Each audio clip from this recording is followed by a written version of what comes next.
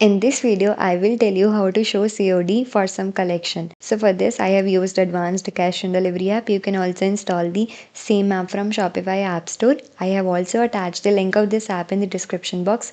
You can check it out. Once installed, then click on Advanced Cash on Delivery app.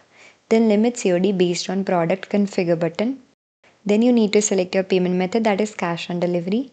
If you have already added fee for cash on delivery in your Shopify settings, then you need to toggle on this button and you need to add your delivery method. We don't have any fee for cash on delivery, so I'm toggling off this button.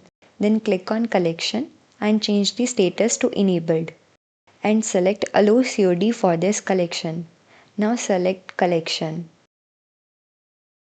Click on add and save your changes. Now we will test this on our online store. Add the product to the cart that lies under the same collection and proceed to the checkout. So here we can see cash on delivery is available for this particular product. Now we will check for any another product that doesn't lie under the same collection.